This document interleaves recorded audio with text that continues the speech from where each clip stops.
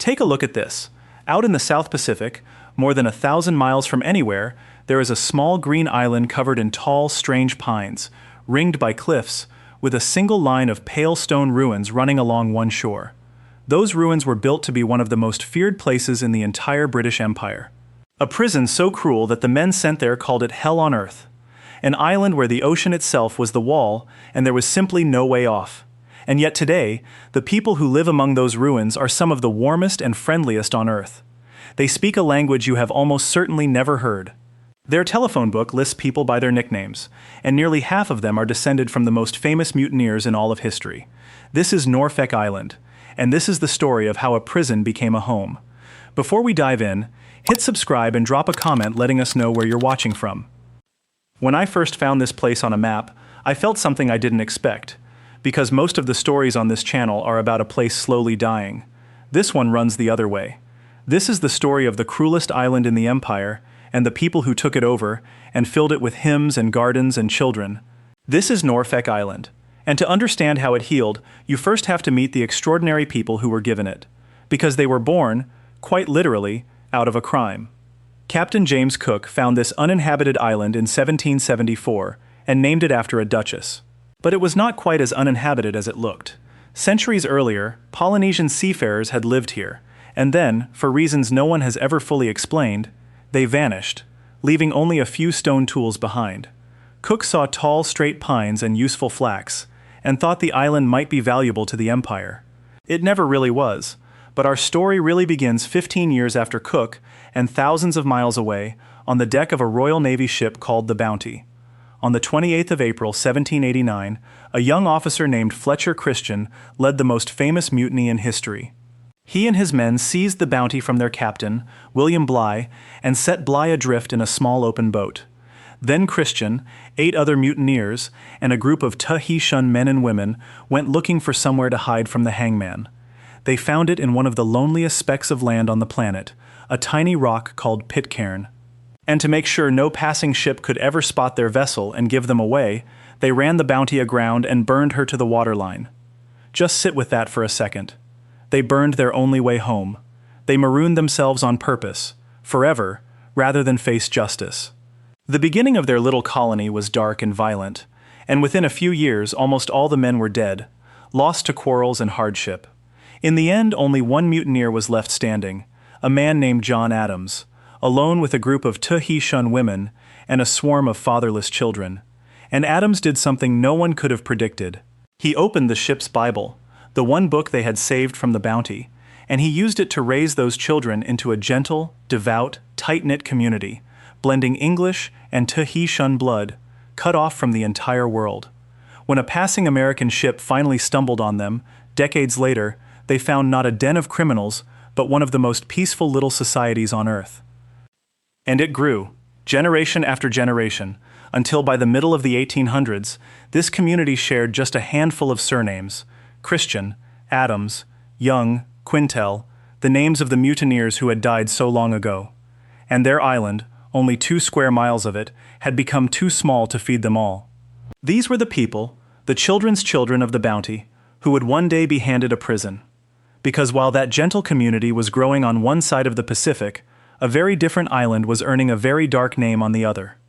Norfolk Island had been a British penal settlement on and off since 1788, but in 1825 it was rebuilt for a single, terrible purpose. It was to be the place they sent the worst of the worst, the convicts who had already been shipped to Australia and had committed crimes all over again. It was designed not to reform anyone, but to break them. And here is what made it so hopeless. The island sat 1,100 miles from Sydney, alone in the open sea. The ocean was the wall. There was no escape, and everyone on that island knew it. The conditions became a byword for cruelty across the whole empire. People called it simply Hell on Earth. In the worst years, in the early 1830s, so many men died that the death rate reached something like 15% every single year. An uprising in 1834 ended with 13 men executed.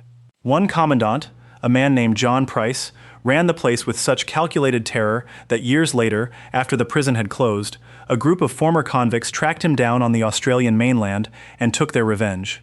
His name became a byword for cruelty long after he was gone. But here is the part of the story I can't stop thinking about. For a few short years, this same island became the site of one of the most remarkable experiments in the history of justice. In 1840, a naval captain named Alexander Maconochie was put in charge. And Maconochie believed something radical for his time. He believed that punishment without any hope simply produced men with nothing left to lose. So he tried the opposite. He gave the convicts small garden plots to grow their own vegetables. He shortened their working hours.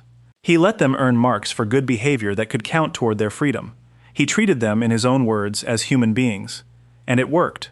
The violence dropped. When the governor made a surprise inspection, he found good order everywhere. Maconochie had proved, on the cruellest island in the empire, that mercy was more effective than terror. And for that, London recalled him. The colonial authorities decided his methods were dangerously soft, and they dismantled everything he had built. The garden plots were abolished. The hours were lengthened. The hope was taken away, and the men who had briefly been treated as human beings had it all stripped back out of their hands.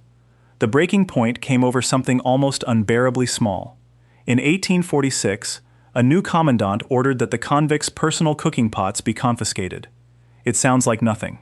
But those pots were among the only things these men owned in the entire world. And on an island riddled with disease, cooking their own food separately was one of the few things keeping them alive. On the 1st of July, 1846, they rose up to get their cooking pots back. It became known as the cooking pot uprising. In the chaos, several men died, and in the punishment that followed, 12 men were hanged, in 2 groups of 6, and buried together in a pit that people on the island still call Murderer's Mound. That was Norfolk Island, a place so soaked in misery that even its one experiment in kindness had been deliberately destroyed. By the 1850s, the empire had finally had enough, and the decision was made to close the prison for good. The last convicts were shipped away, and the island was left completely empty, its grand stone buildings standing silent over the sea, a monument to everything cruel that human beings can do to one another. And that is when someone had an extraordinary idea. On the other side of the Pacific, the descendants of the bounty mutineers had run out of room on Pitcairn. They needed somewhere to go, and so Queen Victoria gave them Norfolk Island. She gave the empty prison, the hell on earth, to the gentle, hymn-singing children of the most famous mutiny in history. On the 3rd of May, 1856, the entire population of Pitcairn, every single person, packed up everything they owned and boarded a ship called the Marooned. There were 193 of them when they set sail. During the 5-week voyage across the Pacific, a baby was born on board, and so 193 became 194. None of them had ever seen the place they were sailing to. On the 8th of June, 1856, they landed at Kingston Pier, and they walked up into the silent prison settlement, and they moved in. They moved into the barracks, they took the fine Georgian houses along a street the convicts had built, and they made them into family homes. Children ran in the yards where prisoners had been flogged. Hymns were sung in buildings that had known nothing but despair. Each family was given 50 acres of land, and slowly, patiently, the way their ancestors had once built a community out of a shipwreck, they built a home out of a prison. Sometimes the smallest places hold the biggest stories. This lonely island of pines was, for 30 years, one of the most feared places on earth. A prison where the sea was the wall, and the only experiment in mercy was crushed on purpose. And then it was handed to a people who had themselves been born out of a crime, marooned by choice, and rebuilt from almost nothing. They did not just survive on that island, they forgave it.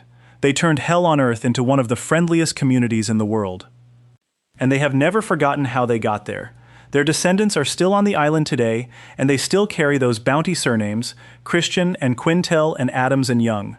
They still speak Norfolk, that lyrical mix of Old English and Tahitian, and they still teach it in the island school.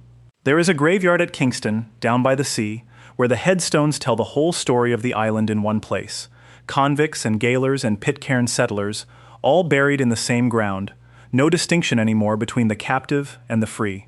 And every year, on the 8th of June, the islanders put on the clothes of their ancestors, and they walk in a procession that starts at that cemetery and passes down through the old prison ruins at Kingston, singing hymns, remembering the day their people stepped off the Marooned and were given a second chance on an island that had never shown anyone mercy. They call it Bounty Day. It is the proudest day of their year, a whole community walking through the ruins of hell, to celebrate the day it became their home. If you've ever heard of Norfolk Island, or the mutiny on the Bounty, or you've stood among those pines yourself, let me know in the comments, and let me know where I should go next. See you in the next one.